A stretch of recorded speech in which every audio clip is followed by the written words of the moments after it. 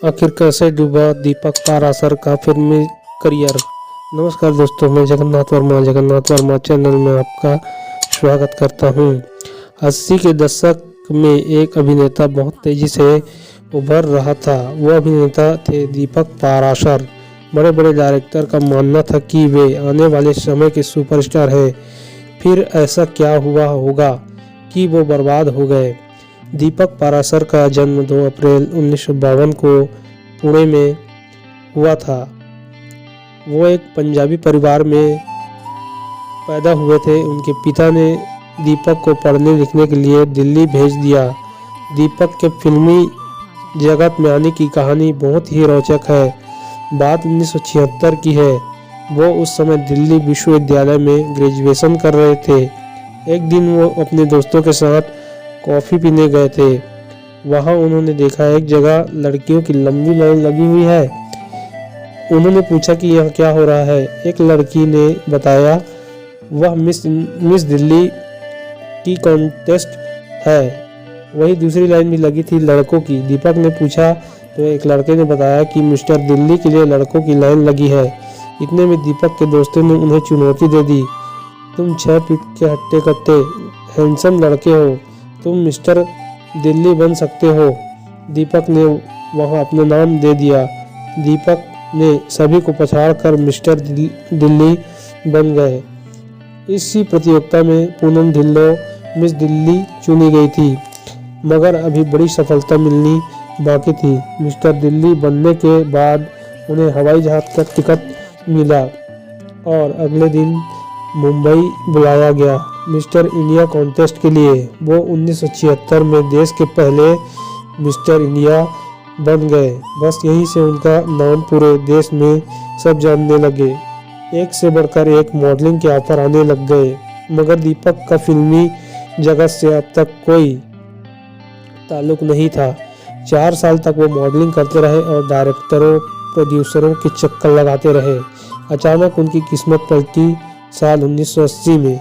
होली के दिन बी.आर. चोपड़ा के बेटे ने उन्हें संदेश दिया कि पापा उनसे मिलना चाहते हैं। इतने बड़े डायरेक्टर का बुलावा आते ही दीपक उनके बंगले में चले गए।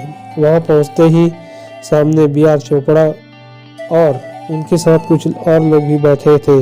दीपक को देखते ही लोग चिल्लाने लगे, चोपड़ा साहब का हीरो आ गया। दीपक को कुछ समझ नहीं आया। बाद में बी.आर. चोपड़ा बोले, मैं एक फिल्म बना रहा हूँ, इंसाफ का तराजू, उसमें तुम जीनत अमान के साथ हीरो हो। दीपक का तो जैसे सपना ही पूरा हो गया। इस तरह फिल्मी जगत में उनका आगमन हुआ।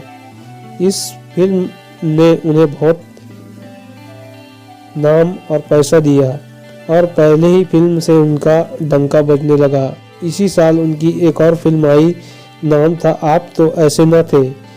इस फिल्म में रंजीता और राज बब्बर भी थे। ये फिल्म भी बहुत चली, मगर जिस फिल्म ने उन्हें सुपरस्टार बनाया उस फिल्म का तो आना अभी बाकी था। 1982 में फिल्म आई निकाह, जिसमें राज बब्बर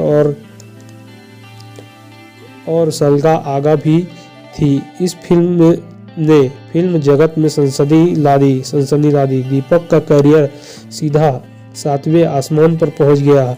लोग उन्हें सुपरस्टार के रूप में देखने लगे। इसी वजह से राज बब्बर से उनकी लड़ाई हो गई। दीपक ने राज बब्बर पर उनकी फिल्म चुराने का आरोप लगा दिया। बात 1985 की है। उनके कजिन की शादी सरिता चैताली नाम के लड़के से होने वाली थी। सरिता अपने परिवार के साथ इंडोनेशिया में रहती थी। वो भारत शादी करने पहुंची। दीपक का भाई तो किसी और दूसरी लड़की से प्यार करता था।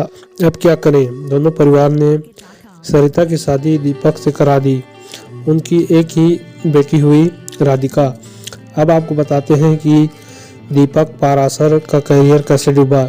ये बात 1986 की है। दुबई में उन्हें फिल्म निकाह के लिए कला रत्न अवार्ड देने के लिए बुलाया गया था।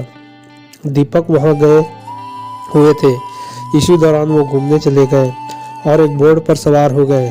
अचानक बोर्ड पलट गई। दीपक का पैर इंजन के ग्राफ पैनल में फंस गया। बड़ी मुश्किल से उनका पैर निकाला गया। दीपक की टखने की हड्डी चकनाचूर हो गई और काफ़ी खून बह गया था। उन्हें फौरन अस्पताल ले जाया गया। कई दिन के इलाज के दौरान उनका पैर पूरी तरह सुन्न हो गया था। उनकी पैर को काटने की तैयारी चल रही थी। बाद में पता चला पेन किलर के कारण उनका पैर शून्य हो रहा था। दीपक घर आ गए मगर व्हील चेयर पर हो गए। उनकी बीवी ने जब उनको देखा तब उन्हें लगा कि वो सारी उम्र व्हील चेयर पर ही रहेंगे। 5 महीने की बेटी को लेकर सरिता दीपक के घर से भाग गई। बीवी के धोखे ने दीपक की जिंदगी को बर्बाद कर दिया।